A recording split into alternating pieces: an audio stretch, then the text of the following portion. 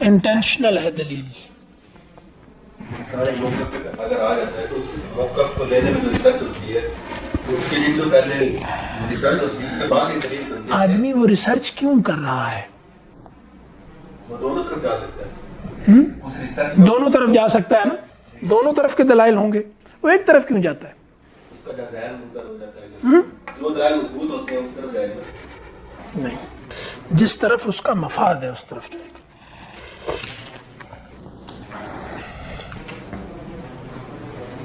دلائل مضبوط نہیں، وہ مضبوط دلائل کو توڑتا رہتا ہے،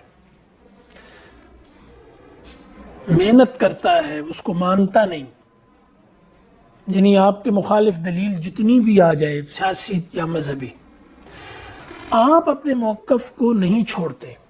یعنی نیوٹرل ہو کر کسی موقف کو دیکھنا یہ انسانوں میں پایا ہی نہیں جاتا. انسان نیوٹرل نہیں ہوتے. آپ یہ کہہ رہے ہیں دونوں طرف جا سکتا ہے اور اب وہ نیوٹرل ہے. نیوٹرل نہیں ہوتا بھائی، ہوتا ہی نہیں ہے. یعنی اب وہ نیوٹرل ہے اور دونوں طرف جا سکتا ہے، ایک طرف کے دلائل اس کو مضبوط ملے تو اس طرف چلا گیا. ایسا نہیں ہے. ادھر اس کا لازماً مفاد ہوتا ہے. مفاد موقف کا بھی ہو سکتا ہے کہ یہ بات میں نے کہی ہے، وہ اپنی بات کے دفاع میں لڑتا رہے گا.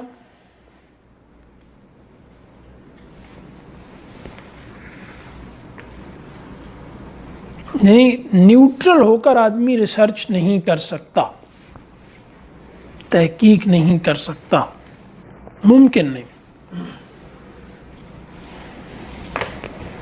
اس طرح تو پھر مطلب سارے ٹھیک ہو جائیں گے، پھر سارے غلط ہو جائیں گے. ایک طبقہ اپنے مفادات کو دیکھ کے ریسرچ کر رہا ہے، دوسرا طبقہ اپنے مفادات کو دیکھ کے ریسرچ کر رہا ہے. تو یہ مطلب یہ تو بات. اسی لیے عقیدے کے لیے یہ ضروری ہے میری جان، اسی لیے کہ عقیدہ جس میں کوئی باقی سب صحیح اور غلط ہو سکتا ہے، کوئی مسئلہ ہی نہیں ہے، سب صحیح سب غلط، سب ہے ہی صحیح، سب بیک وقت غلط ہے، سب بیک وقت صحیح ہے. عقیدے کے لیے یہ ضروری ہے کہ وہ دلالت قطعی ہو، ثبوت قطعی ہو. وہ میں نے تو باقی سب صحیح بھی ہو سکتا ہے، غلط بھی ہو سکتا ہے. ہاں، یعنی ایسا دلالت ایسی ہونی چاہیے کہ میں نے توڑ اس کو 100 بندہ پڑھے تو ایک ہی مطلب سمجھے. ٹھیک ہے؟ اور ثبوت قطعی ہونا چاہیے. قرآن اس لیے اترا ہے کہ اس میں غلط اور صحیح کوئی نہیں، باقی سب صحیح بھی ہو سکتا ہے، غلط. کیا مسئلہ ہے؟ بڑے بڑے امام، آپ کا کیا خیال ہے کہ امام مالک، امام ابو حنیفہ، امام شافعی، ان لوگوں میں اختلافات نہیں تھے؟ یہ جو فتنے بنے ان میں اختلافات نہیں تھے، لیکن یہ کوئی اختلافات نہیں تھے. انہوں نے اس پہ باتیں واضح کر دیں، لیکن ان کے نزدیک یہ وہ والے اختلافات نہیں تھے جس پر وہ بدعت کا لگائیں یا دین سے خارج کریں یا لوگوں کو گمراہ کہیں. ایسا کچھ بھی نہیں تھا. یعنی شافعی اہل سنت کے اندر پائے جانے والے تمام اختلافات میں سے کوئی ایک اختلاف بھی اہم نہیں ہے، اور اس میں اہل علم کا اتفاق ہے کہ اختلاف میں انکار نہیں ہے. اختلاف کون سا؟ اہل علم کا اختلاف ہو جائے تو اس اختلاف میں کسی ایک طرف کو منکر سمجھ کر ڈیل نہیں کیا جائے گا، مسئلہ ہی کوئی نہیں. ٹھیک ہے؟ تو یہ تو مسئلہ ہی نہیں ہے. اصل مسئلے دوسرے ہیں. یعنی دین نے یہ کہا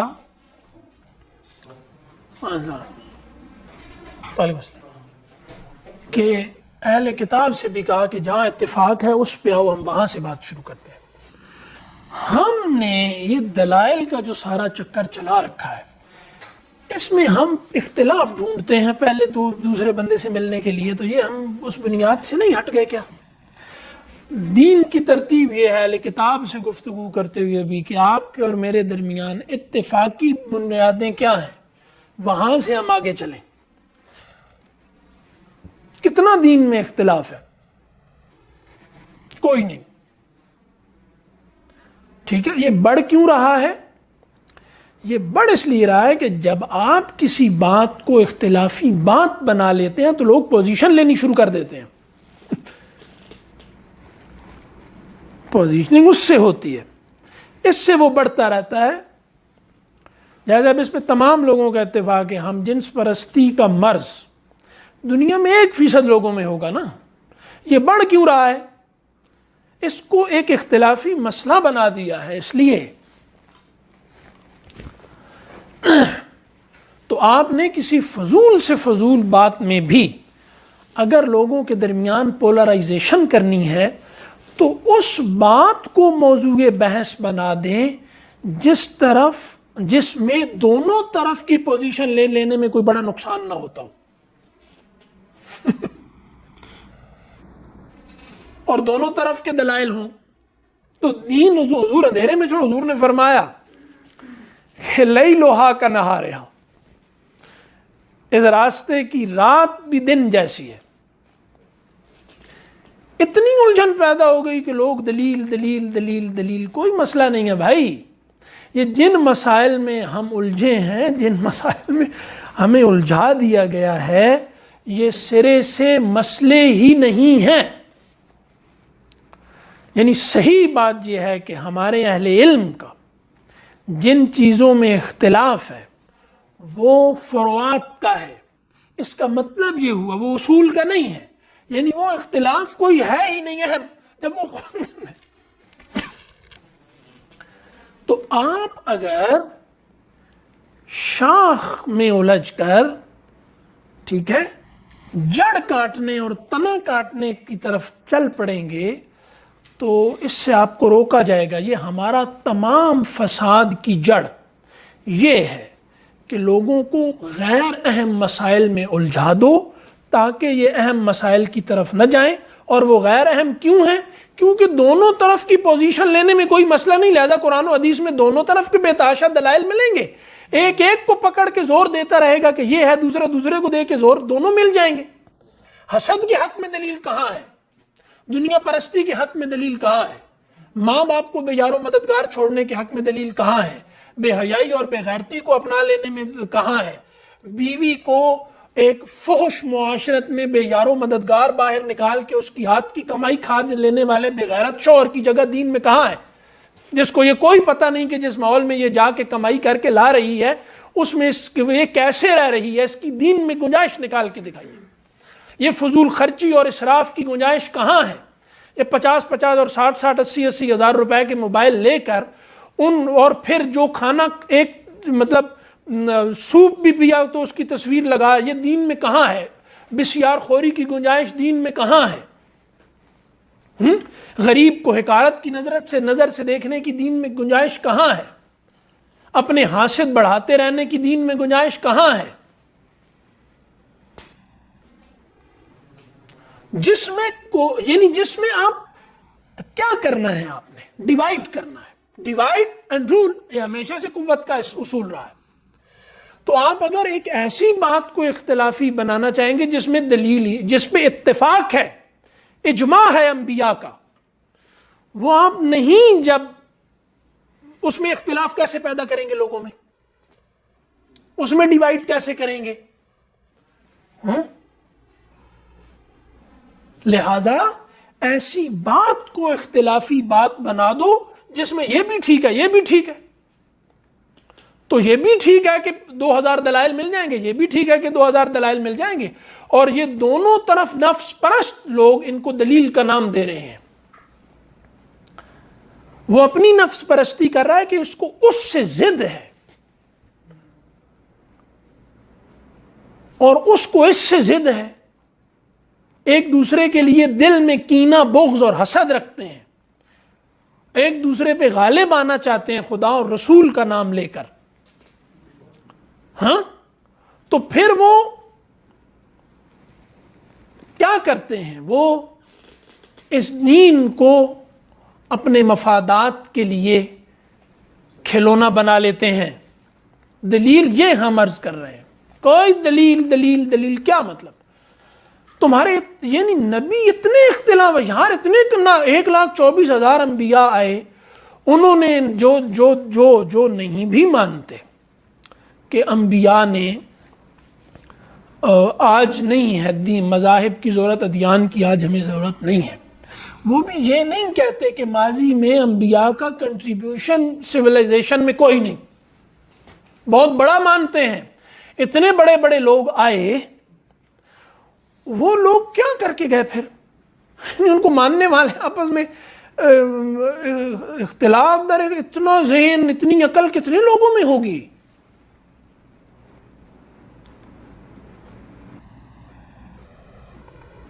دین کیوں آیا ہے ابھی ہم پڑھتے ہیں. یار قرآن پاک پکڑائیے گا ذرا, سورہ فصلت نکال کے دیجیے گا اس کی وہ آیات, ایسے ہی پھر میں یہاں بیٹھ کے کیمرے کے سامنے نہ کھولتا رہوں.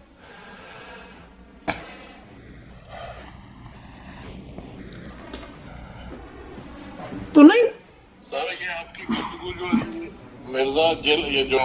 مرزا صاحب ہیں جہلم والے, ان کی اور وہ جو مفتی صاحب ہیں ان کے بارے میں نہیں, میں یقین کریں کہ میں ان لوگوں کا تو نام بھی نہیں لینا چاہتا. مطلب میں ویسے ایک ہمارے دوست ہیں یہاں پر فاروق صاحب بیٹھے ہوئے, انہوں نے ایک بات یہ کی تھی کہ جب تم یہ کہتے ہو, یا بہت اہل علم دوسرے بھی کہتے ہیں کہ یہ جو دلیل کا چکر ہے یہ اس نے مسائل پیدا کیے ہیں, اور دلائل اصل میں مفادات سے پیدا ہوتے ہیں. عقل کے مفادات بدل جائیں, آدمی کا مفاد بدل جائے تو دلائل بدل لیتا ہے. اس پہ یہ بات ہو رہی تھی, تو یہ کہہ رہے تھے کہ پھر تو سب صحیح اور سب غلط ہو جائے گا. تو ہم نے بھی یہی عرض کیا, ان سے گزارش یہی کی کہ سب صحیح اور سب غلط ہے, سوائے ان چیزوں کے جن میں انبیاء کوئی گنجائش نہیں چھوڑ کے گئے, جن میں نبی گنجائش چھوڑ کے گیا ہے. حضور آپ صلی اللہ علیہ وسلم کے پاس لوگ آئے, آپ صلی اللہ علیہ وسلم سے لوگوں نے پوچھا حضور ہر سال حج فرض ہے, منہ پھیر لیا. حضور ہر سال فرض ہے, منہ پھیر لیا. کیا مطلب تھا؟ یعنی تمہیں ایک دین دیا جا رہا ہے, اس دین پہ چپ کر کے عمل کرتے جاؤ. جہاں پڑے گی خدا چپ ہے کہیں, نبی چپ ہے کہیں, تو بھول کر نہیں.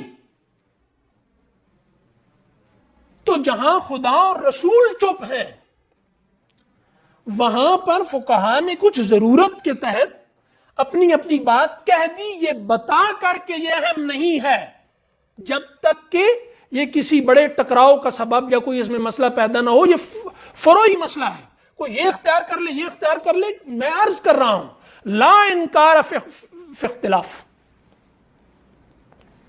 کوئی انکار اختلاف میں نہیں ہوگا.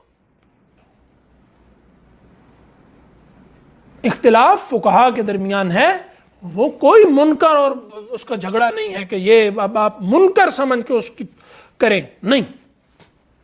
حضور نے چھوڑ دیا, اللہ نے چھوڑ دیا. بعد میں کچھ مسائل پیدا ہوئے, قانونی ضرورتیں کچھ پیدا ہوئیں, عبادات کے اندر کچھ بدعات خرافات کے مسائل پیدا ہوئے. فقہا نے کچھ قانونی ضرورتوں سے ان کو متعین کرنے کی کوشش کی, بس ختم. اور یہ واضح کر کے کہ ہماری سمجھ میں یہ آیا ہے, لیکن یہ کوئی اصولی اختلاف نہیں ہے. سر جی آج کے انڈرسٹینڈنگ کے مطابق تو 2 یا 4 باتیں بچ گئی جن پہ اختلاف نہیں. یہ کیوں یہ ہوا ہے؟ یہ ہوا ہے سمجھ کی قوالی کے نتیجے میں. ٹھیک ہے, اصل سمجھ تاثیر کے راستے میں رکاوٹ ہوتی ہے. آپ جتنا سمجھنا شروع کرتے ہیں آپ اتنا, یعنی رسول اللہ صلی اللہ علیہ وسلم نے یا صحابہ نے یا ان لوگوں نے کتنا قرآن سمجھایا ہوگا. اب ذرا تفسیر نکال کے دیکھ لیں, حضور نے کتنی تفسیر کی ہے, اوپن چھوڑ دیا اس کو, کوئی نہیں متعین کیا. لوگ پڑھتے رہے, تفسیر نہیں ہے, بس قرآن کے ٹیکسٹ سے متعلق ہو رہے ہیں ہم, اور اپنے ذہن کو قرآن کے ٹیکسٹ سے مختلف زاویوں سے متعلق کرتے چلے جا رہے ہیں, بس کوئی مسئلہ نہیں اس میں. ہر بات میں سمجھنا، غور کرنا اس کا کیا مطلب ہے اور اس کو پھر متعین کرنا ہے کہیں، اس کی کوئی ضرورت سرے سے ہے ہی نہیں، اس تعین کی کوئی ضرورت نہیں ہے۔ آپ نے متشابہات کے سپارے لغو کر دیے تقریباً۔ کیوں؟ قرآن نے یہ نہیں کہا تھا متشابہات ہیں جو وہ جس کو کہتے ہیں نا کہ غیب میں پریزنس پیدا کرتی ہیں۔ متشابہات کیوں ہیں؟ کہ غیب میں حضور پیدا کرے آدمی، اس میں کامیاب ہو، اس کو متعین نہیں کیا جاتا، احکامات کو متعین کیا جاتا ہے، ان میں تعین ہوتا ہے۔ ہم نے کیا کیا؟ ہم چونکہ متعین کرنے کے، سمجھنے کے، جو پوری طرح سمجھ میں آ جائے بس اب تسلی ہو گئی۔ ہم مسلسل انویسٹیگیشن میں یا مسلسل گروتھ میں رہنے سے گھبراتے ہیں، مسلسل جاگ کے رہنے سے، سمجھ آ گئی بس ختم، ٹھپ کے رکھ دو۔ لیکن کچھ چیزیں ایسی ہوتی ہیں جن میں مسلسل الرٹ رہنا پڑتا ہے، ہم اس سے گھبراتے ہیں۔ تو متشابہات کیوں نازل ہوئی؟ متشابہات اس لیے نازل ہوئی کہ ان کا جو مطلب سمجھ میں آ رہا ہے، ان کا جو مطلب سمجھ میں نہیں آ رہا وہ اس سے بہت زیادہ ہے۔ تو کیوں؟ تاکہ آپ اس ٹیکسٹ سے زیادہ متعلق رہیں۔ آپ نے اس کو کھاتا ہی بند کر دیا اس کا، کہ آپ نے کہا نہیں متشابہات کی پیروی، وہ پیروی احکامات کی جاتی ہے، متشابہات کی پیروی تو نہیں کی جاتی۔ متشابہات کہاں سے سمجھ آئیں گی؟ وہ تو ہیں ہی متشابہات، وہ تو اتنی زیادہ ہیں، پورا جنت، دوزخ، خدا، فرشتے، یہ سب جتنی ایمانیات ہیں،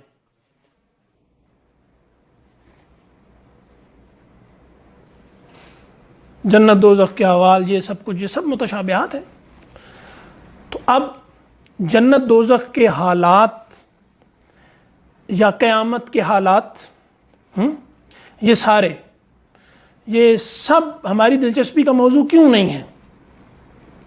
یہ قرآن کا ایسنس ہے، اس کے بغیر اللہ سے تعلق قائم ہو ہی نہیں سکتا۔ یعنی دوزخ کی جو آیات ہیں وہ ہر وقت ہمارے ذہن میں نہ چلتی رہیں اگر، یا جنت کی، تو ہم اللہ کے غضب سے ڈر نہیں سکتے، اللہ سے محبت نہیں کر سکتے۔ قیامت کے حالات ہمارے سامنے نہ ہو تو ہم اللہ سے کو جواب دہی کے احساس میں نہیں رہ سکتے۔ لیکن یہ متشابہات ایسی ہیں، یہ پرانی نہیں ہوں گی، احکامات طے ہو گئے، متعین ہو گئے، بس ختم، اب اس پہ کیا کرنا ہے اور حکم پہ عمل کرنا ہے، اس پہ کون سا غور و فکر ہے؟ غور و فکر ہوتا ہی متشابہات میں ہے۔ تو جو حضور نے فرمایا قیامت تک قرآن کے جو ہیں عجائب واضح، تو وہ محکمات میں ہے۔ محکمات کا مطلب یہ ہوتا ہے کہ جو مطلب آپ نے سمجھ لیا وہی حتمی ہے، اب اس پہ کیا، اس پہ عمل کرنا ہے، غور و فکر کرنا ہے۔ حکم پہ عمل کیا جاتا ہے، غور و فکر کیا جاتا ہے، حکم آیا غور و فکر کرنے بیٹھ جائیں۔ تو یہ سب فساد یہ ہے، سمجھو، سمجھاؤ، دلیل دو، واضح کرو، حتمی بات کرو، جس میں 2 سے زیادہ امکانات ہوں، 4 سے زیادہ امکانات ہوں، ٹھیک ہے، 1 سے زیادہ امکانات ہوں۔ لٹرلسٹ، معمولی پست دماغ نے اس کو اپنے پورے نظام سے، وہ متشابہات میں تو ایک بات نہیں نا متعین کر سکتے، ٹھیک ہے۔ تو اسی اصول پہ انہوں نے صرف شاعری کو نہیں اڑایا، اسی اصول پہ انہوں نے، ٹھیک ہے، انہوں نے اسی اصول پہ متشابہات کو اڑا دیا ہے۔ لہذا دماغ میں جو اوپننگز تھیں یا جو فلاورنگ کا عمل تھا یا اس کی جو تھی وہ ایک یعنی نت نئے رخ خدا سے تعلق کے جو ہونا تھا وہ سب بند ہو گیا۔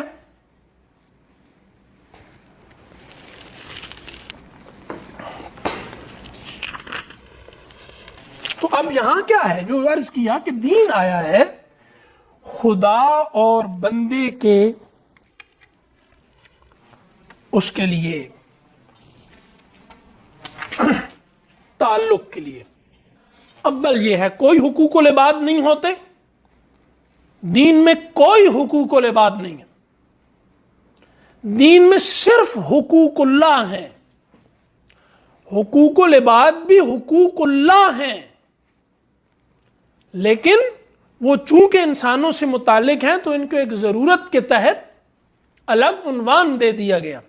نہیں تو اللہ کہے کہ بیٹے کی گردن پہ چھری چلا دو، یہ جو ہمارے ہاں بہت لوگ کہتے ہیں نا کہ اب سیرت پہ باتیں ہو رہی ہوں گی، رسول اللہ صلی اللہ علیہ وسلم غریبوں کے کام آتے تھے، لوگوں کی بہت مدد کرتے تھے، اور جو ہے وہ بھوکوں کو کھانا کھلاتے تھے. صحیح، یہ ساری بہت ساری چیزیں جو انسانی تعلق میں. تو بھائی یہ جتنی حضور کی شان آپ گنواتے ہیں، اس معیار پہ تو ایتھیسٹ پورے اترتے ہیں جو یہ آپ کو معاملات میں انسانی میں سب کچھ کر کے دے دیں گے.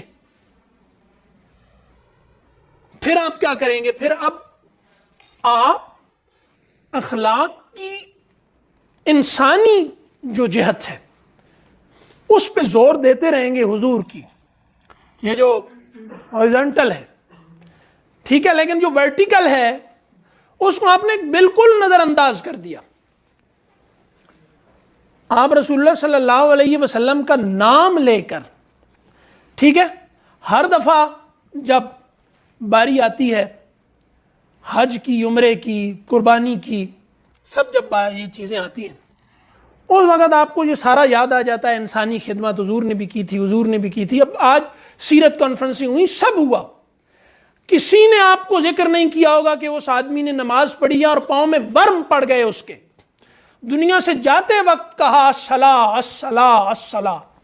کسی نے نہیں کہا ہوگا نماز میری آنکھوں کی ٹھنڈک ہے.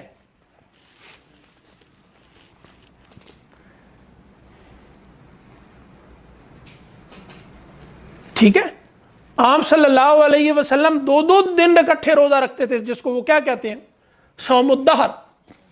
کیا یہی ہے نا، صوم وصال. یار کوئی کرتا ہے ذکر اس کا؟ ساری عبادات کا تو آپ نے، یعنی خدا سے خالص تعلق کا پورا نظام آپ نے غیر اہم کر کے رکھ دیا حضور کو استعمال کر کے.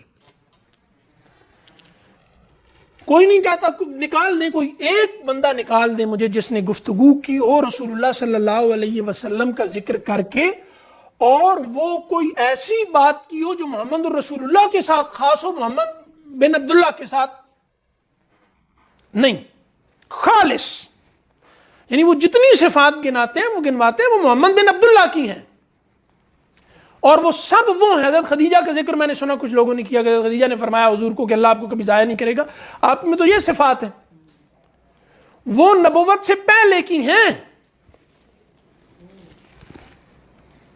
نبوت کیوں آئی؟ وہ تو سب صفات نبوت سے پہلے حضور میں موجود تھیں. کیا چیز رہ گئی تھی؟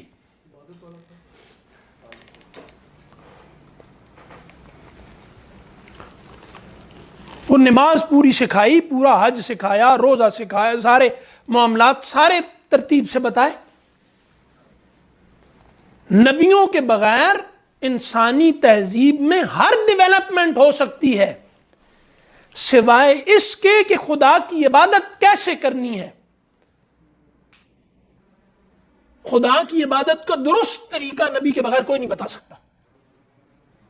قتل نہیں کرنا، چوری نہیں کرنی، ڈاکہ نہیں مارنا، بدکاری نہیں کرنی، خیانت نہیں کرنی، یہ سب دین کے احکامات ہیں. انسان نبیوں کو انکار کرنے والے بھی یہاں تک پہنچ گئے، کیا مسئلہ ہے؟ تو حضور کا وہ رخ دکھاؤ جو ایتھیسٹ بھی قبول کرتے ہیں،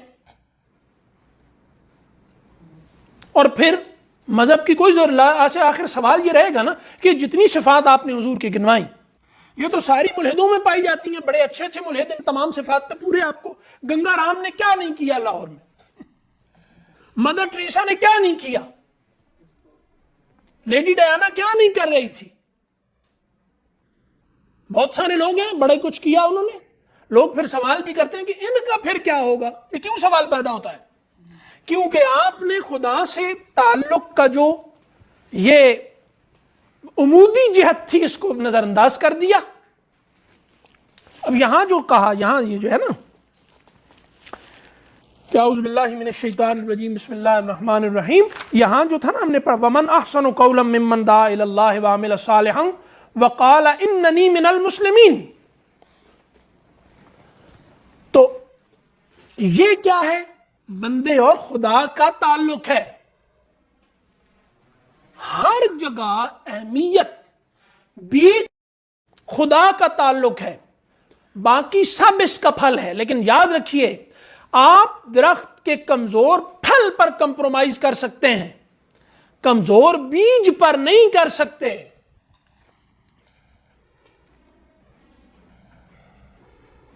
پھل اگر تھوڑا کمزور ناقص بھی ہو جائے تو زمیندار کو اتنا مسئلہ نہیں ہوتا، اس سے پوچھئے بیج سے سب سے بہترین بیج جو اگلی فصل کے لیے نکال کے رکھتا ہے یا رکھتا تھا.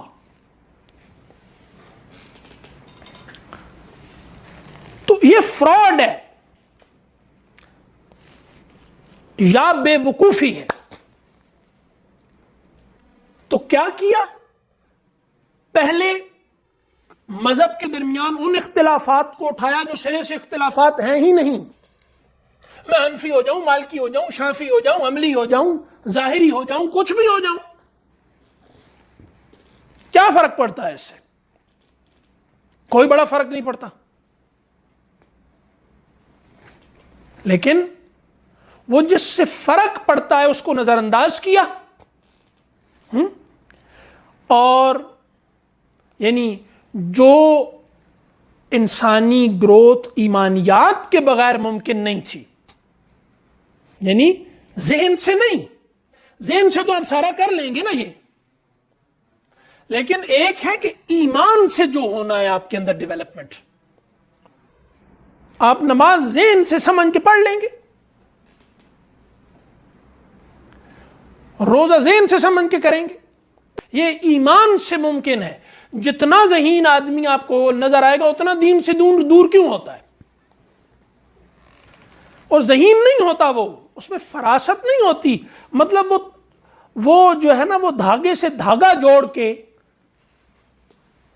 گانٹھے لگا کے وہ اس طرح ہی وہ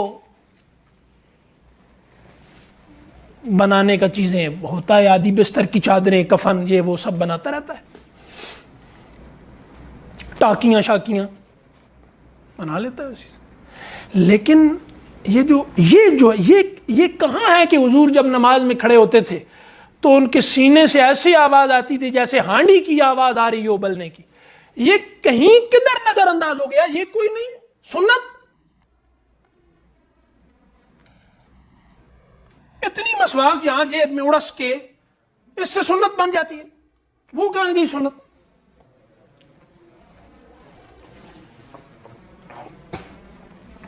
تو اس پہ اس کی بات کیوں نہیں کی جاتی؟ کیونکہ یہ وہی منصوبہ ہے کہ خدا سے تعلق کو خدا کے ماننے والوں میں بھی نظر انداز کر کے رکھ دیا جائے. انہوں نے، میں عرض کر رہا ہوں اس دن بھی کیا، کہ دین کے غلبے کی جد و جہد جو خالص اس لیے ہے کہ خدا کے راستے میں سب سے بڑی رکاوٹ ہوتی ہے ریاستی قوت. اگر ریاست نہیں ہٹتی راستے سے خدا اور بندے کے تعلق میں تو خدا کا اور بندے کا تعلق سب سے بڑے خطرے سے دوچار ہوتا ہے. انہوں نے اس کوشش کو بھی خدا کو نظر انداز کروانے میں استعمال کر لیا. اب یہی بن گیا نا، مطلب کہ جھنڈا لگا دو، پمفلٹ لگا دو، وہ لگا دو تو یہ نفل کے برابر ہو گیا. یعنی دین ایک سوال ہے سیریس کہ دین کی سمجھ بڑھنے کے ساتھ ساتھ عبادات کا ذوق جو اصل دین ہے یہ کم کیوں ہوتا جا رہا ہے یا ختم کیوں ہو گیا ہے؟ ذوق عبادت دین کی سمجھ سے انورسلی پروپورشنل کیوں ہے؟ جس میں جتنی دین کی سمجھ بڑھتی چلی جائے گی ذوق عبادت ختم ہوتا چلا جائے گا. سننا بھی نہیں چاہے گا اس کو نام عجیب عجیب دے گا، رہبانیت، تصوف، فلاں ڈھما. یہ بات کی جائے نا کہ ورم پڑ جاتے تھے حضور کے تو انہیں بڑا آرام سے نہیں، وہ اللہ نے منع کر دیا تھا.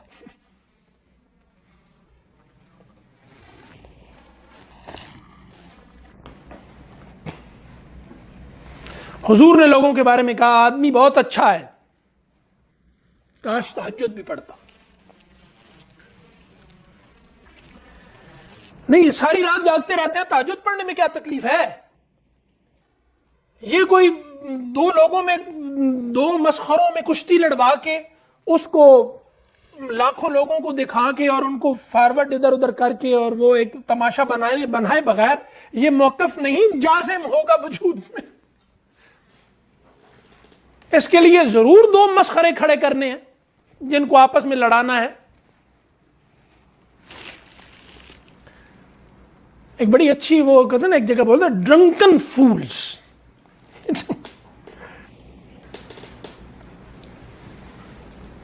انا کے نشے میں دھت، کوئی دین مقصد نہیں ہے.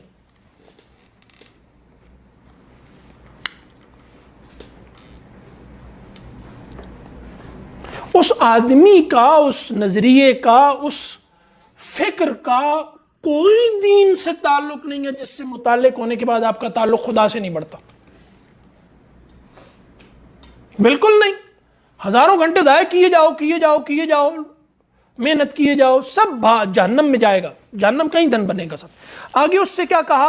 وَلَا تَسْتَوِي الْحَسَنَةُ وَلَا السَّيِّئَةُ. اب بندوں کے درمیان تعلق کی بات آ رہی ہے نا. پہلے بات کون سی کی؟ پہلے بات کی وَمَنْ أَحْسَنُ قَوْلًا مِّمَّنْ دَعَا إِلَى اللَّهِ وَعَمِلَ صَالِحًا وَقَالَ إِنَّنِي مِنَ الْمُسْلِمِينَ.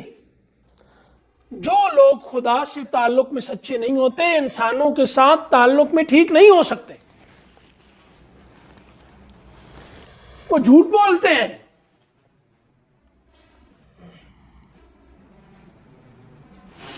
آگے کہا وَلَا تَسْتَوِي الْحَسَنَةُ وَلَا السَّيِّئَةُ. بھلائی اور برائی برابر نہیں ہے. صاف ظاہر ہے اس میں کس کا اختلاف ہے. بھلائی اور برائی کے تصورات مختلف ہو سکتے ہیں، لیکن جو بھلائی ایک ہی ذہن میں بھلائی اور برائی کا حکم جو لگا رہا ہوتا ہے وہ ان کو کبھی برابر نہیں سمجھتا. ٹھیک ہے، برابر نہیں ہے کا مطلب یہ ہے کہ دو متضاد چیزیں ہیں، مترادفات نہیں ہیں یہ. اب کیا کہا؟ ادفع باللتی ہی احسن. بدی کا دفاع کس سے کر؟ اب پھر کہیں رہبانیت ہے. یہ رہبانیت ہے؟ حضرت عیسیٰ کا تو لوگ تنخواہ دیتے ہیں نا اس بات پہ کہ ایک تھپڑ مارا دوسرا بھی آگے کر دو. اب نہیں جنی دین تو کہتا ہے جہاد کرو، جہاد ہے دین میں. یہ کیا ہے؟ ادفع باللتی ہی احسن. برائی کی کسی نے، اس کا احسن کا یہاں مطلب یہ نہیں ہے کہ برائے، یہ نہیں ہے. یہ احسن اس لیے نہیں کہا گیا کہ سیئہ حسن ہوتی ہے اور حسنہ احسن ہوتی ہے. یہ نہیں بات. یہ ہے کہ برائی کسی نے کی تو اب اچھائی کے کئی درجات ہیں. ان میں جو اچھائی کا سب سے بہتر درجہ ہے، یعنی آپ سے کسی نے برائی کی، آپ کو کسی نے گالی دی اور اس نے کہا کہ السلام علیکم، لیکن اس کے درجے ہیں. کسی نے برائی کی، سیئہ برائی کی کسی نے، تو برائی کا متضاد حسنہ کا، حسنہ میں احسن، حسنہ ہی میں احسن. اس سے اب یہ رہبانیت ہے. جس کا خدا سے تعلق ہو. اب یہ سنت کہاں گئی یار؟ بتاؤ، یہ مجھے بتاؤ، یہ سنت کہاں گئی کہ رسول اللہ صلی اللہ علیہ وسلم کو کبھی اپنی ذات کے لیے غصہ نہیں آیا؟ ہے نہیں؟ سنت نہیں ہے. رسول اللہ صلی اللہ علیہ وسلم کو اپنی ذات کے لیے کبھی غصہ نہیں آیا.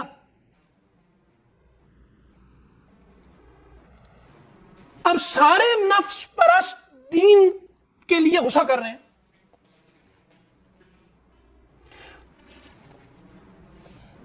بدترین نفس پرستی پائی جاتی ہے نا. لوگ دین پہ جب گفتگو کر رہے ہوتے ہیں تو لگتا ہے کہ یار یہ ان کے منہ سے جھاگ کیوں نکل رہی ہے، ان کا رنگ سرخ کیوں ہو رہا ہے، ان کے نتھنے کیوں پھول گئے، ان کی جو یہ رگیں کیوں پھول گئی ہیں. یہ ایک دوسرے سے متنفر ہو کے کیوں اٹھ رہے ہیں یہاں سے؟ یہ دین کی بات ہے، اور اختلاف بھی وہ ہے، وہ کوئی بڑا اختلاف نہیں، سائغ اختلاف ہے، نکل جاؤ اس کو، نو پرابلم۔ لیکن انہوں نے کوئی اختلاف چھوڑا ہی نہیں، ہر چیز میں اختلاف، اور کوئی مسئلہ نہیں ہے۔ بندہ ایک آپ کے پاس ہوگا، یار چھوڑو، کس مصیبت میں پڑ گئے؟ رفع یدین کرتے ہو؟ نہیں کرتے، کوئی مسئلہ نہیں۔ امین نیچے کہتے ہو؟ نیچے کہتے ہو، کوئی مسئلہ نہیں۔ سود کھاتے ہو؟ بد نظری کرتے ہو؟ ہاں، اسراف پہ نہیں کہا کہ یہ شیطان کے بھائی ہیں، تبذیر پہ کہا ہے۔ اسراف کیا ہے؟ جائز پر ضرورت سے زیادہ لگا دینا، اور تبذیر ناجائز پہ ایک ٹکا لگانا، تبذیر ہے، وہ شیطان کا بھائی ہے۔ جو آدمی اپنی بدنظری کی تسکین کے لیے ہزاروں لاکھوں روپیہ لگا چکا ہے، وہ شیطان کا بھائی نہیں؟ وہ شیطان کے بھائی بنے جا رہے ہو، اس کی کوئی پرواہ نہیں، کیونکہ اس پہ تو ہمارا اتفاق ہے نا، میں نے تو دوسرے کو تھلے لگانا ہے، اس کو اور میرا اس پہ اتفاق ہے۔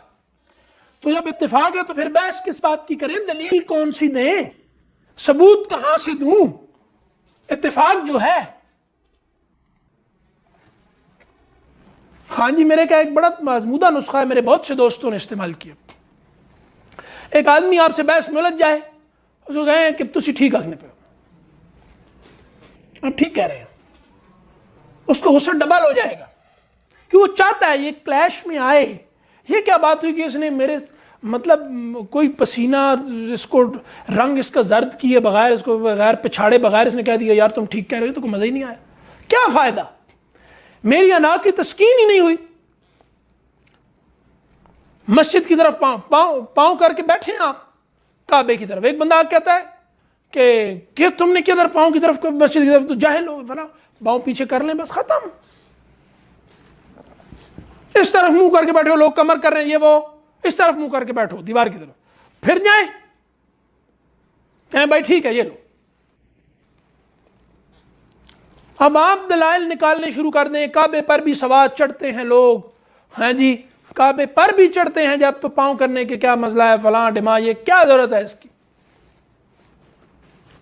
عقل خدا نے اس لیے دی، اللہ سے تعلق بہتر کرو، دنیا سے تعلق بہتر کرو، اس لیے اللہ نے عقل دی ہے، اس کو اس میں استعمال کرو، یعنی انسانوں میں تعلقات بہتر کرنے میں صرف کرو، اب اپنے آپ کو بہتر کرنے میں صرف کرو، خدا سے تعلق بہتر کرنے میں صرف کرو۔ یہ عقل اس لیے اللہ نے دی ہے کہ یہ پستی میں گرنے سے بچاتی ہے۔ اکال کس کو کہتے ہیں؟ جس سے اونٹنی کا گھٹنا باندھتے تھے، حضور نے اسی سے کہا نا کہ باندھ پہلے اس کو، ایک الہا، عقل ہے وہی، باندھ کے رکھتی ہے، بکھر جائے ورنہ آدمی۔ تو یہ عقل کو بکھرنے کے لیے استعمال کر رہے ہیں، بھائی کیا مصیبت ہے، لوگوں کو بکھیر دو، ان کے ذہن بھی منتشر کر دو، ہر وقت ان کو دماغ میں ڈپریشن رہے، یہی سوچتے رہے یہ صحیح ہے یہ غلط ہے۔ عقل کنفیوژن کو ختم کرنے کے لیے کہ پیدا کرنے کے لیے، عقل دھند سے نکالنے کے لیے کہ دھند میں دھکیلنے کے لیے۔ یہ کون سی عقل ہے؟ پتہ نہیں، ابو جہل والی۔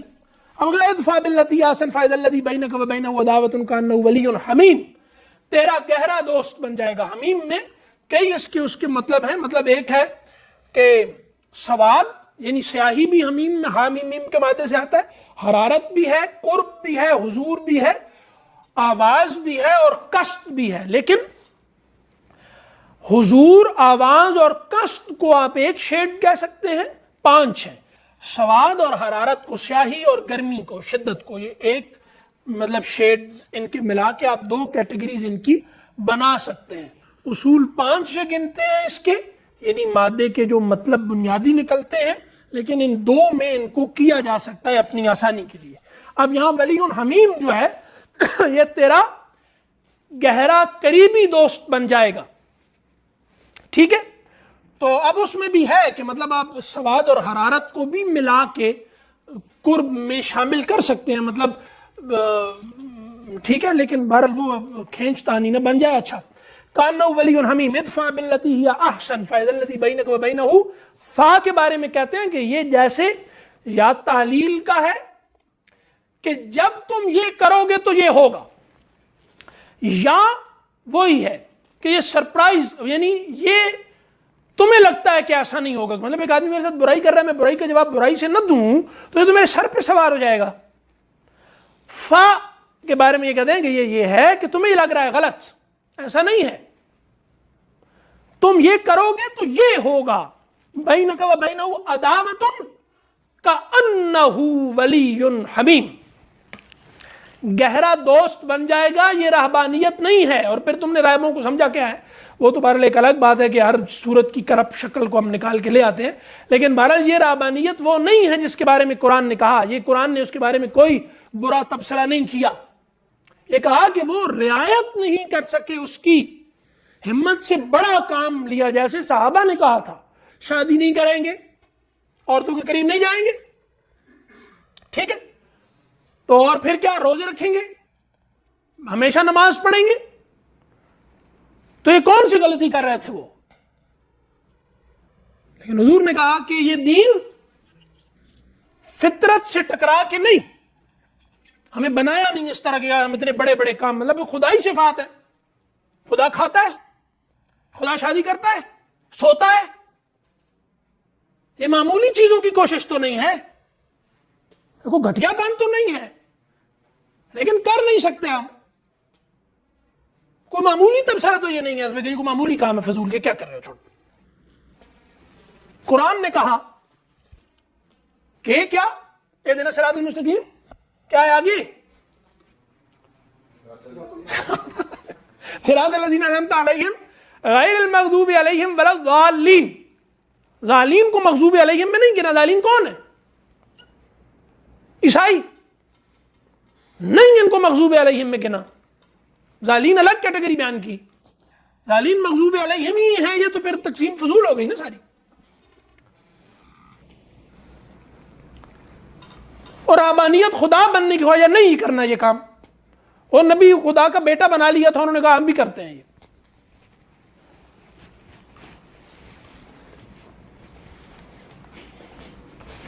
تو اے رہبانیت, رہبانیت پتہ مطلب رہبانیت رہبانیت رہبانیت کیا ہے؟ ٹھیک ہے یہ بات کہ دین میں اب آپ صلی اللہ علیہ وسلم نے متبادل بتائے کہ دین میں رہبانیت یہ ہے, یہ ہے, یہ ہے. حج کرو, جہاد کرو, ٹھیک ہے, روزہ رکھو, رات کو نماز تہجد پڑھو, کرو. اور پھر یہ بات یاد رکھیں کہ راہبانہ مزاج, میں وہ نہیں کہہ رہا پرورش مطلب نہیں, راہبانہ مزاج کے بغیر دنیا پہ غلبہ نہیں حاصل کیا جا سکتا. جس کو آپ رہبانیت کہتے ہیں, دین اس کو زہد کہتا ہے. نبی کا سب سے بڑا وصف زہد ہوتا ہے. سیرت میں کیوں نہیں بیان کرتے یار؟ زہد ان کے سامنے بیان کریں جو ساری سے رات کھاتے رہتے ہیں, بدہضمی کے مریض ہیں, یعنی بدہضمی کا علاج بھی جو کھا کے کرنا چاہتے ہیں, ان کو آپ زہد سنائیں.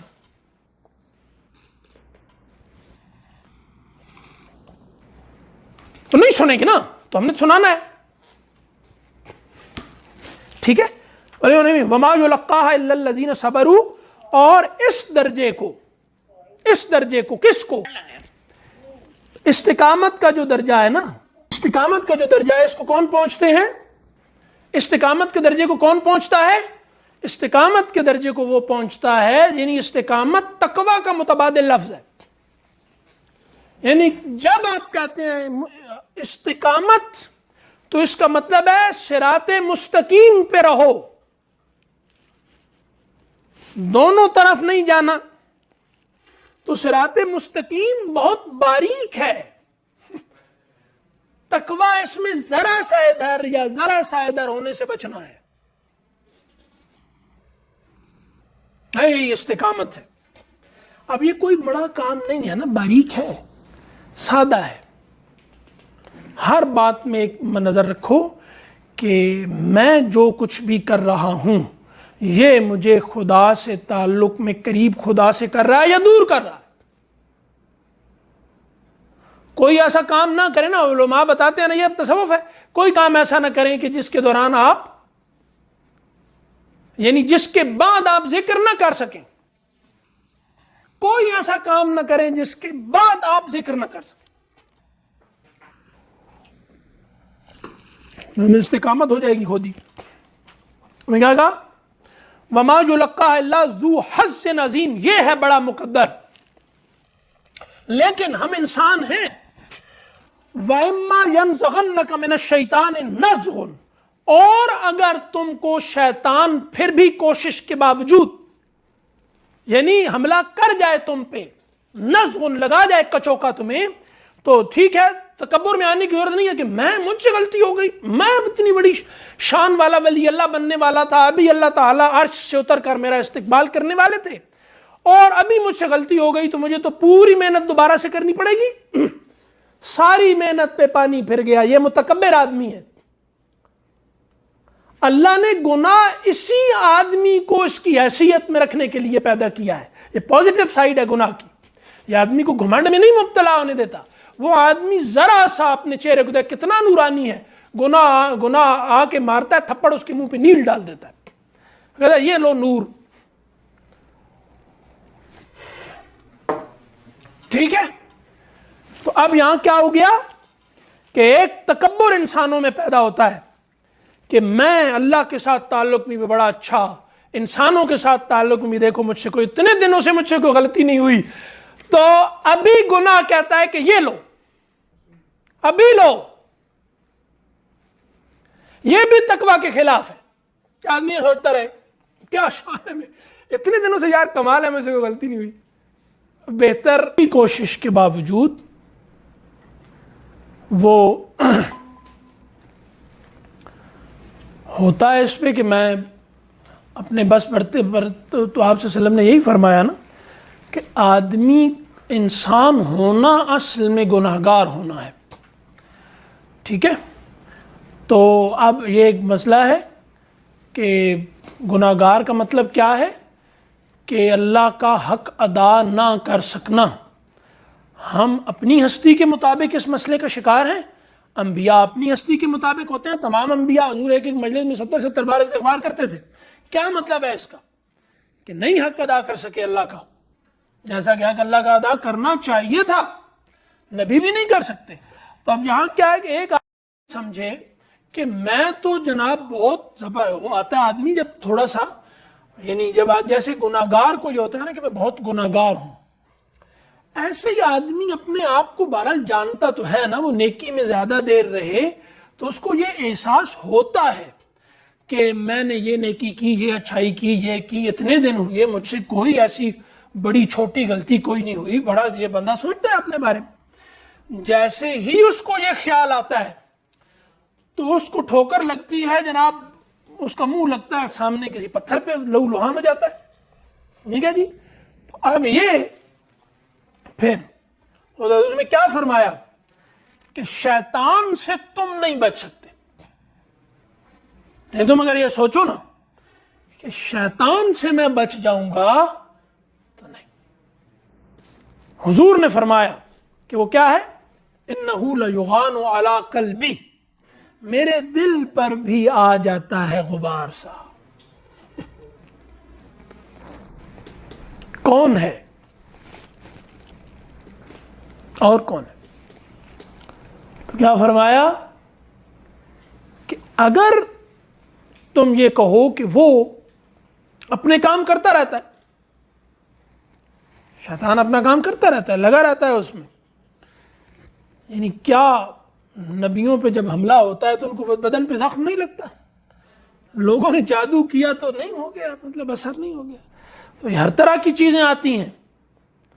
لیکن کیا ہوا کہ وَإِمَّا يَنزَغَنَّكَ مِنَ الشَّيْطَانِ نَزْغٌ, شیطان اگر کہیں اپنی کاروائی, ہر ایک کا درجہ اپنا ہوتا ہے, مطلب ہم اپنی بات کر رہے ہیں. فَاسْتَعِذْ بِاللَّهِ, تو پھر امر ہے یہ فوراً گناہ کے اثر کو زائل. آپ کپڑے اچھے پہنے, سفید کپڑے پہنے, چائے گر گئی, سالن گر گیا, ٹھیک ہے, تو آپ یہ بعد میں سوچتے ہیں کہ فلاں کی نظر لگ گئی ہے مجھے, فلاں لے نہیں سوچتے, آپ فوراً جاتے ہیں کہ بھاگ کے یار اس کو دھویا جائے, یہ داغ پکا نہ ہو جائے. کرتے ہیں نا, یہ فطری بات ہے. فاستعذ باللہ, جلدی توبہ کرو. یہ نہیں کہ یار یہ سوچتے رہو کہ یہ کیا ہو گیا, وہ کیا ہو گیا, اب اس کو چھوڑو, ہو گیا, آپ جلدی توبہ کرو. وَإِمَّا يَنزَغَنَّكَ مِنَ الشَّيْطَانِ نَزْغٌ فَاسْتَعِذْ بِاللَّهِ. اللہ کی پناہ میں جاؤ, اللہ کی پناہ میں آئے بغیر, یعنی جب آپ کہتے ہیں اعوذ باللہ من الشیطان الرجیم, یہ کلمہ شیطان کی قوت پہ دلیل ہے. آپ جتنی بڑی طاقت کی پناہ لیتے ہیں آپ کا دشمن اتنا بڑا ہوتا ہے. تو شیطان سے پناہ میں کوئی بھی نہیں آ سکتا. اس کوئی میں سب شامل ہیں جن پر بشر کا لفظ صادق آتا ہے. اللہ کی پناہ میں آئے بغیر بڑے بڑے صوفی, بڑے بڑے ولی اللہ شیطان کے سامنے ایسے ہیں جیسے آندھی کے سامنے تنکوں کا ڈھیر ہوتا ہے, وہ بھی بڑی حیثیت رکھتا ہوگا. اللہ کی مدد کے بغیر شیطان سے خود کوئی نہیں ٹکرا سکتا. اور جو گھمنڈی یہ کرے گا مارا جائے گا, جو احمق یہ حرکت کرے گا برباد ہو جائے گا. اگر وہ شیطان سے لڑنے جا رہا ہے اور خدا ذہن میں نہیں, دل میں نہیں, ہوش میں استحضار نہیں, تو کیا ہے, مارا جائے گا. فاستعذ باللہ انہ هو السمیع العلیم, وہ جانتا ہے, وہ تمہاری توبہ کو سن رہا ہے اور دل کے احوال بھی, تمہارے مجبوریاں بھی جانتا ہے, انسانوں کی مجبوریاں بھی جانتا ہے, وہ علیم ہے, اور تمہارا توبہ کرنا بھی سن رہا ہے, السمیع ہے, اس کو سب پتہ ہے. تو بس غلطی کیا ہوئی, کہیں تم اللہ کی پناہ سے ادھر ادھر ہو گئے, شیطان اچک کے لے گیا, تو جتنا اچک کے لے گیا چلو وہ کوئی بات نہیں, جو بچ گئے ہو پلٹو خدا کی پناہ میں, اور نہیں آؤ گے تو نہیں بچ سکتے. ہمارا دنیا میں اس میں مسئلہ بد اخلاقی سے بچنا, غربت سے بچنا, فلاں سے بچنا, ڈماں سے بچنا, یہ سب بعد کے ہیں. پہلا ہے شیطان سے بچنا, اور شیطان سے بچنا بھی کیسے, فرار ہو کے نہیں, اسے للکار کے اللہ کے حکم سے بھاگنا. ان الشیطان, کیا ہے, شیطان تمہارا دشمن ہے, اسے اپنا دشمن بناؤ, اسے بھی لگے کہ تم اس کے دشمن ہو, وہ بھی کوئی وزن دے تمہیں کہ یار یہ بھی میرے دشمن ہے, ہمیں کو فرق پتا چلے, وہ کیسے لگے گا. اللہ کی پناہ میں آؤ گے تو وزن تمہارا ہوگا, نہیں آؤ گے تو شیطان کے سامنے تمہارا کوئی وزن نہیں ہے, جو دلا کرتے پھر. ٹھیک ہے جی, السلام علیکم. اچھا, اس کے بعد اب ہم یہ کریں گے, میں میسج بھی بھیج دوں گا کہ اقول قولی ھذا واستغفر اللہ لی ولکم ولسائر المسلمین والمسلمات. ٹریڈیشنز کو بھی فالو کرنا چاہیے نا, کیوں, تو وہ اب یہ ہے کہ یہ ہمارا اب ہو گیا, یہ ہمارا مکمل الحمدللہ. جتنی تو کوشش تھی ہو گیا, آپ لوگوں کی دلچسپی بھی ظاہر ہے کہ اس میں شامل حال تھی, اس کے بعد نہیں ہو سکتا. اب ہم اس کا اگلا حصہ شروع کریں گے اگلے کورس سے, تو میں میسج بھیج دوں گا. جو لوگ اس میں شریک رہنا چاہیں, ہم اسی لیے اگلا حصہ شامل شروع کر رہے ہیں منتخب نصاب کا, کہ جو لوگ اس میں شریک رہنا چاہیں وہ شریک رہیں, اور اگر شریک رہنا نہ چاہیں تو ضرورت پوری ہو جاتی ہے لوگوں کی. کچھ لوگ جو ہیں وہ بیچ سے جنگل اگا لیتے ہیں، اپنی اپنی صلاحیت ہوتی ہے، ٹھیک ہے جی، اور کچھ جنگلوں کو ہی برباد کر دیتے ہیں پورے پورے. تو جس ظاہر ہے کہ زیادہ تر لوگ ایسے ہیں جن کی ضرورت نہیں ہے، تو وہ خود کفیل ہیں بہت ماشاءاللہ. اور اگر کسی کی ضرورت ہے تو وہ، یا دوسرا بھی ہوتا ہے کہ ذرا بولنے والے کو بھی ایک سہارا رہتا ہے. کچھ لوگ ایسے ہوتے ہیں کہ جن کی برکت سے فرشتے نازل، اگر آپ نہیں ہیں ایسے کہ فرشتے نازل ہوں، تو کچھ لوگ ایسے ہوتے ہیں کہ جن کی وجہ سے فرشتے نازل ہوتے ہیں. فرشتے باتیں لے کر بھی نازل ہوتے ہیں. مطلب یہ لوگوں کا خیال ہے یہ کہ ضروری نہیں کہ وہ ضروری ہے کہ روٹی کا ٹکڑا اور وہ جو ہے وہ فرنی کا چمچ ہی لے کر نازل ہو، من و سلوات اور بھی چیزیں لے کے نازل ہوتے ہیں. ہاں ہاں، تو وہ بھی آتے ہیں. تو کبھی ہے مطلب اچھا بہرحال یہ ہے کہ اب وہ جو لوگ اس میں شریک رہنا چاہیں گے رہیں، کچھ احسان مند بن کے، کچھ محسن بن کے شریک رہیں، ہے نا، کچھ مصلح بن کے اور کچھ اصلاح کی خواہش میں.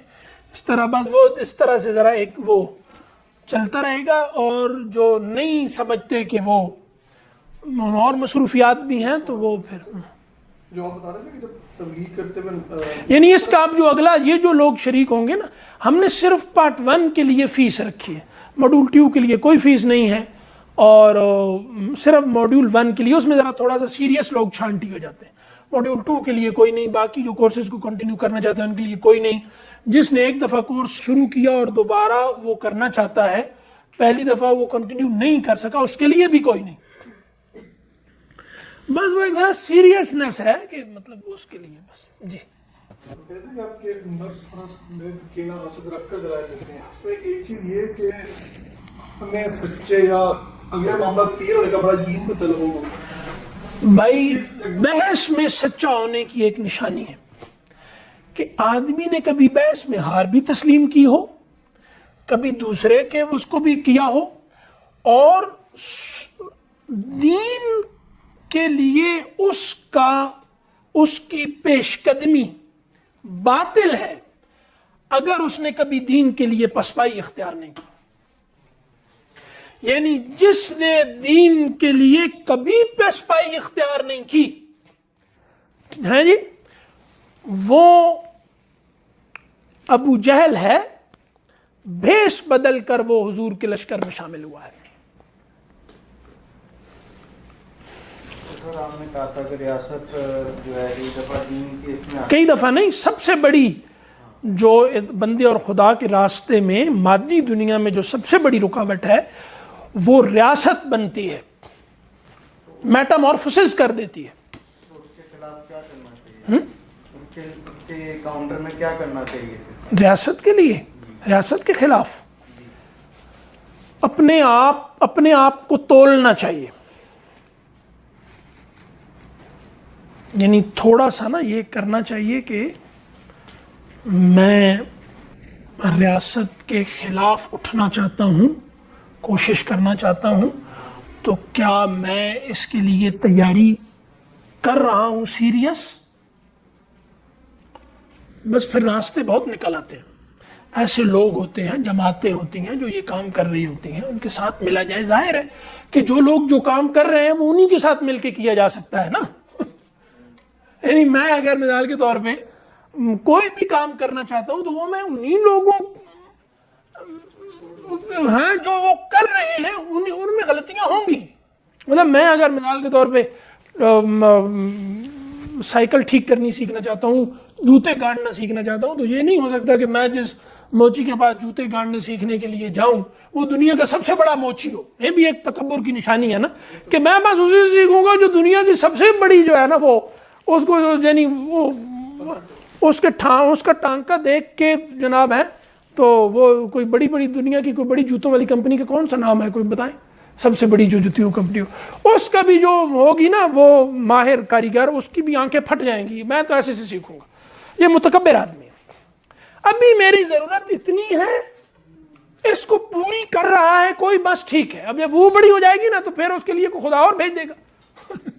میں آغاز ہی کرتا ہوں، میں کہتا ہوں کہ میں نے بھی چلنا سیکھنا ہے لیکن رستم آئے مجھے وہ سکھائے، یہ نہیں، تو اس میں مسئلہ ہے۔ اچھا آصف صاحب، آپ نے نا وہ رہبانیت کو زہد سے تشبیہ دی ہے، تو جہاں تک ہمیں پتہ ہے، مطلب مجھے پتہ ہے وہ رہبانیت تو مطلب جو ہے وہ دنیا کو ترک کر کے بالکل مطلب آپ شادی بھی نہیں کرتے، جو کہ عیسائیوں میں رواج ہے، تو آپ نے یہی میں نہیں، میں وہ اصل میں زور بیان میں ہو گیا۔ وہ اصل مسئلہ یہ ہے کہ رہبانیت ہے دنیا کو، یعنی دنیا سے نکل کر دنیا کو چھوڑنا، زہد ہے دنیا میں رہ کر دنیا کو چھوڑنا، بہت بڑا فرق ہے۔ یہ فرق تو سمجھ آتی ہے، یہی ہے وہ رہبانیت میں ویسے، ہاں نہیں وہ بس ایسے آپ یہ سمجھیں کہ جوش میں ہو گیا تو ظاہر ہے کہ وہ غلطی تھی، وہ اس طرح نہیں ہے۔